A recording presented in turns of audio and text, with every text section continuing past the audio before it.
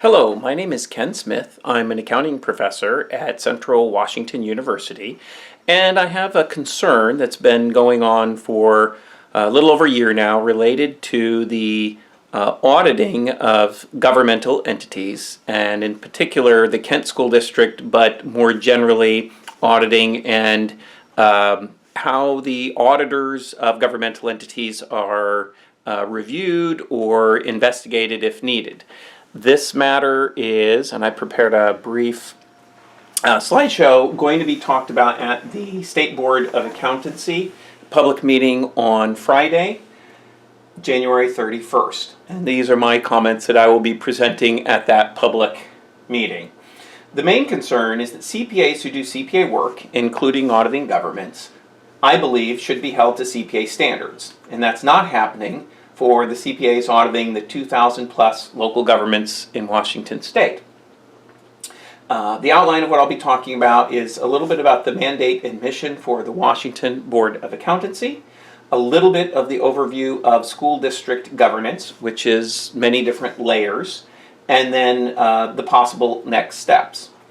Here is the reason for the concern, and you can see down here that the choice has been made by the board of the State Board of Accountancy that they do not concur that they should extend their authority over the functioning of CPAs serving in government, acting in their official duties, and they think that that is what the legislation currently, RCW, binds them to do. I disagree, and I think that the law is not clear like they think it is. The interpretation is wrong. I think it's also bad public policy and that they have some choices to change. So the choices they can change. The State Board of Accountancy has not sought or published an official Attorney General opinion. So this is a layer or step that can happen, and I believe that they should do that specifically to clarify this conflict. So the conflict is, in the Board of Accountancy law, RCW 1804015, it says that the purpose of this chapter and the purpose of the State Board is to promote the dependability of information and protect the public interest, and it explicitly says this is around public, private, or governmental. So governmental is listed in the beginning, the preamble.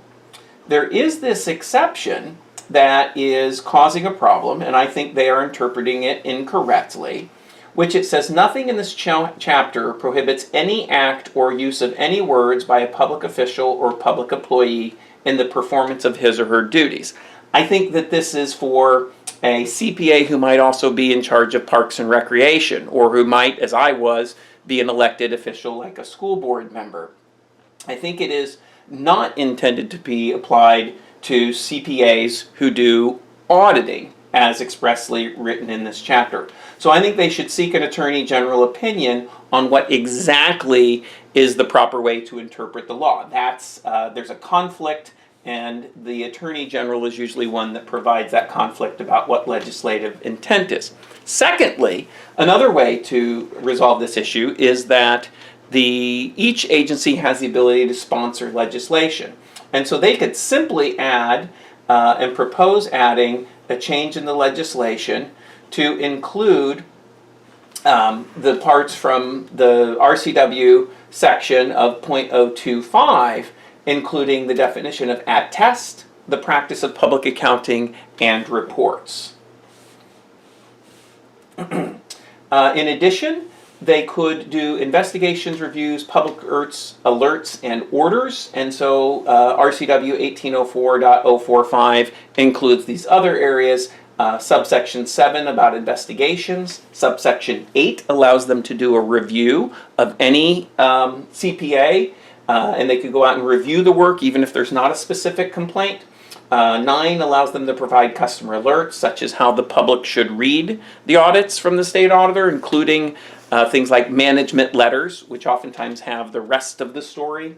And then they also can enter into an order, so they could enter into an order with the state auditor to cease doing certain activities.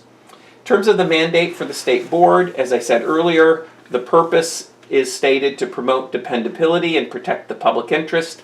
As an accounting professor, I strongly believe that they should also be defending and supporting certified public accountants, and I believe that they should push back against any political or other threat to independence and objectivity.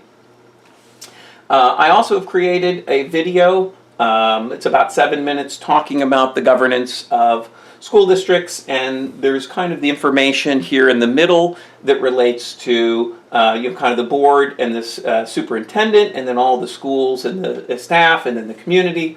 There's various organizations, kind of an alphabet soup of the local professional organizations that support those, and then there's quite a few layers at the state, and school governance could be improved. In the Kent complaint, this was first emailed on the Kent audits May 29th of 2019. A follow-up addendum was added when another report was issued by the state auditor on June 24th, 2019. And per the request of the executive director, we're not going to go into the details here of the specifics of that complaint, but this complaint was started quite some time ago. And then again, the possible next steps, an attorney general opinion to get it in writing, so then the state board as an administrative agency as well as the legislature would know, and the citizens. They could easily propose agency-sponsored legislation, which to me makes complete sense as to what I think the public would expect. And then they can also engage in other activities in addition to investigations, reviews, public orders, and alerts. And here is my contact information. And if there's any questions or concerns, I'm more than happy to help with that. Thank you for listening.